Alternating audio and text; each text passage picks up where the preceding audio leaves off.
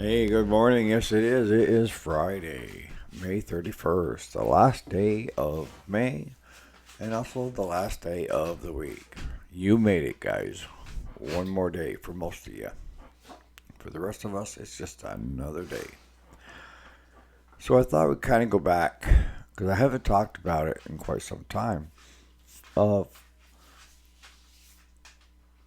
what is it going to take to become successful in the middle to end of 2024 and into 25 when it comes to running a small engine repair shop. And I think this is going to be kind of running any kind of business the way it's going right now and the way the political force is taking place right now. So stay tuned.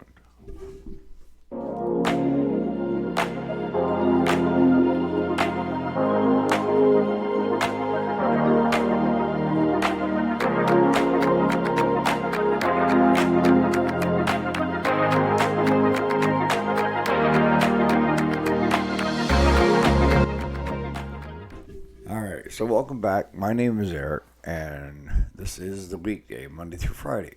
It's available video or podcast. And what we try to do is we try to talk business, personal development, educational repair stuff, and how to's. And my hopes is that if I bring up a topic and I start talking about it, because my life is content. People worry about running out of content. Not me. There's always something asinine going on around me that I can reach out and grab because I'm in tune with my surroundings, right? So let's just start off real. We're not going to spend any time on it, but most of us know what the verdict was yesterday in New York. As a New Yorker, I'm a bit ashamed by the way my peers, but it's always been that way. You know, you get down in the cities and they vote one direction, and then everybody from Albany up votes totally different. It's like there's a line right through the middle of the state, and the ones that are above that line vote differently. We see things differently. We're not a bunch of sheep. That we're not just going to take somebody's word if they tell us, unless we've got a good repertoire with them and we know they're trustworthy. But other than that, if somebody tells us something, we're not going to take it as gospel. But it'll work itself out in the courts and so forth. All right, that's all I'm going to touch on it. You guys know what I'm talking about. But I think we need to touch on that because that is going to kind of set the tone for what the rest of this year is going to be and then into next. Now, what am I saying? I'm saying hopefully in November we have a change of parties because the last 4 years has sucked. If you really want to talk about it, it sucked. Folks who got less money, less disposable income. So, they say shit runs downhill, right? So the guys on the bottom, you're servicing people, unless it's something that the homeowner can't tackle, you're not going to see it. Because if it's just simply something that the person is coming to you for ease so they don't have to deal with it, they're willing to pay a few bucks to just get it done if they have the extra, right? But what I've seen the past 4 years, going into 4 years, is people don't have that disposable income. We had a touch of inflation. We had prices go through the roof. I don't know. I don't understand why. But everybody's always quick to raise prices. But when it comes to bringing it back down other than gas, but gas has gone up for what reason? Give me a reason. So my hopes is the next 4 years we become energy independent and back where people have got extra money to do what they want when they want. That means they've got extra time because they're not working overtime all the time, just trying to make ends meet. And we get back to a little prosperity and a little bit of. There's nothing wrong with wanting your country to succeed, and that the people that are here in our country need to come first before the people from other countries. And I I get a lot of the reasons why they're trying to leave their countries. I totally understand that. But in the end, wouldn't it be cheaper just to kind of help them in their country versus, open door policy? We don't even know where they are. And if the truth be told, that a lot of these are criminals, are mental health patients that they've turned loose and pushed across the board, rapists, murderers. Why couldn't New York do that with this no cashless bail shipped down to Mexico? Then we wouldn't have to deal with them. Mexico's smarter than the U.S. right now, I guess. But we need to take care of the people here first. And I know a lot of your bigger businesses and your bigger farmers all want those people because those people will work 12, 14-hour days, won't complain. But what you don't hear is that they spend very little money here and they send most of it back to their home country. We have a lot of big farms. When I say big farms, my road, we used to have 13 farms. And I was one of them, dairy farms, creating milk. And it just got to where it was a lot of work and you almost needed to work out. I did when I finally sold out. I was working out just to cover the grain bill to feed the cows. But what ended up happening was with all these farmers selling out, then there was a little bit of a shortage of milk, right? But the milk plants still weren't willing to pay squat for the milk. So in order to get started up on a dairy farm, good chances are it had been in the family. Because if you tried starting a dairy farm and you had all that debt you're carrying, you'd be under within a year. That's not being mean to anybody, but if with no outside income, no, you'd be under. But then sprouted up the farms of 1,500 cow or bigger.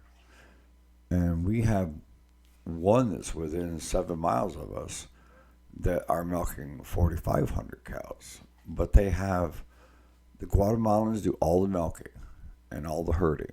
And that means they milk 24 hours a day, 7 days a week. And nobody else other than these Guatemalans that live in trailers out back are allowed to touch the cows. Guatemalans do all the milking. And it's on like a rotisserie, so they're just pulling. And they work 12-hour shifts. And Border Patrol, Customs, kind of has a policy up here. If they stay on the farm, and that's the only place they can go, that's fine. If they can reach your farm, and you're not allowing them to drive tractors, here and there and everywhere else, kind of a hands-off. But if they catch any of the workers that are undocumented anywhere but that farm, then they get deported. But I don't know if they get deported now. So I know these bigger farms rely on that labor. you know. But like I say, at least in this area, the big part of the money goes back to Mexico, Guatemala, what have you, the home countries where the family is. And the family's living high off the hog on this person's money.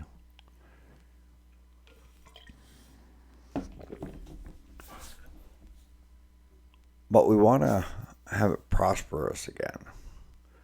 The key to anything is disposable income for the service department. It's one of those things, either you take the time to learn how to do it or you pay somebody else. And so if you follow that philosophy all the way up through, it's a lot of times, like with payroll for me, it's easier for me to have my gal Donna do payroll because she keeps up with everything and it's too much of a headache for me. So the cost, the benefits outweigh the costs, okay? But when it comes to like fixing a lawnmower or a service on a lawnmower, and you're paying on average $150 to $180 for a rider service, when money is tight and YouTube is flourishing, people are going to go and see if they can't figure this out. Or worse yet, they run them until they die, and then they get a hold of somebody, which some mowers can go 4 or 5 years without any service before you start having some major complications. Whereas if it was serviced every year, 4 or 5 years in, it should be almost brand new. But now she's old and tired, right? Gotta love those when they bring those to you because they can't figure it out, and they've got quick fixes all over. Seat switches disabled. I could go on list after list after list of things that just they toggle to just keep it going. So for those businesses that are already established, like mine, if you can keep it going a few more months, even if it's break even, I think you're going to see a turnaround, or hopefully see a turnaround. I can't see how we can't see a turnaround, but I can, but it would be detrimental to this country, and we would be now another third world country.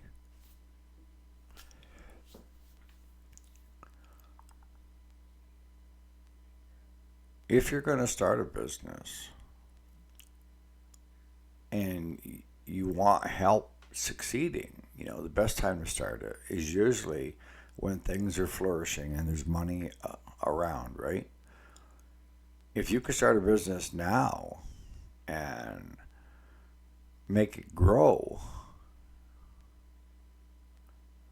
then just imagine what it's going to be like once this economy turns around. I mean, it's going to turn around. We have cycles, right? And we have good times and we have bad times. We have political parties that are more interested in their well-being than our well-being. And what I'd like to get across to them, if any of you guys are listening to me, congressmen, senators, and stuff like that, you work for me. You don't tell me what I should do. You work for me. So you do what is best for me, not best for you. And how is it that these senators and congressmen and even our presidents that serve 4 years and then, retire, or 8 years and retire, and they got a salary of like $250,000? How come in the first year or two, they're now multimillionaires? They're getting $8 to $12 million a year for so-called talks and lectures. No, they aren't. They were told what the big moneymakers wanted, and they got paid for doing just that.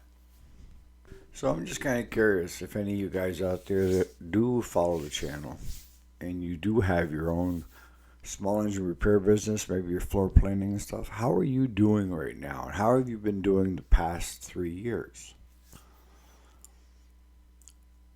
See, like with buying new, if there's a good interest rate, a lot of times consumers will buy, right? But then when the interest rate jumps up into the 20s, that's loan sharking, right? And, we've talked about this before of the new trend with the throwaways is just run them until they drop. Don't bother checking the oil. Don't do any service. Just pour gas in the sucker, and unless the low engine light comes on or the low engine shut off, just keep running them. And that Champion generator was just one example. We talked about the low compression on it, and a lot of times it's because the engine oil is so thick. I mean, seriously. A lot of times it'll get on that cam gear, the compression relief, and it won't allow it to move freely like it would with nice new synthetic 10W30. So you don't get that free moving and frictionless system until it breaks. And then they bring it to somebody like us, right? And want us to fix it after years of abuse. And I say abuse because, we talked about this in the past month of when I was growing up. We valued our machines. We valued our tillers, our lawnmowers. We took care of them. My grandfather, we used to do a service on the lawnmower at the beginning of every year. And then when I started doing lawnmower jobs, then we were doing the services on that push mower, a couple times a summer. And based it on how many hours I was mowing. And we kept track of that stuff. Tiller every spring. Got fresh oil, new spark plug, and we would use it to till up the garden. And then Grandpa would take the outer tines off, and he would space out his garden so that he could walk the tiller right up in between rows so there'd be less weeding, right? Smart. But that tiller lasted him for over 20 plus years. It did everything he wanted it to do.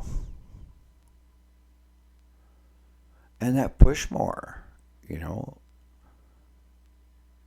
it lasted me a long time, and then once I started getting enough extra jobs, I graduated to my own riding lawnmower. It wasn't brand new. And my own push mower, and would go from job to job to job. I was taught early on, and we don't teach that to our kids now. I was taught early on that if you wanted something out of life, you had to work for it. Whatever came easy had no meaning. You physically had to go out and blood, sweat, and tears and get the money you wanted from working. And here are the benefits from working. And when I was younger, I was taught the value that we appreciate things more when we have to put in our time and effort to achieve them, right? I can still tell you about my first deer rifle when I was 14, that I saved up the money. And there was a local barbershop slash gun shop slash fishing shop. And it wasn't any bigger than probably a 30 by 30. And it had the barber chair in it, and he had his guns and the fishing tackle. I can remember all that stuff. And he could order you whatever you wanted. But there was one gun in there because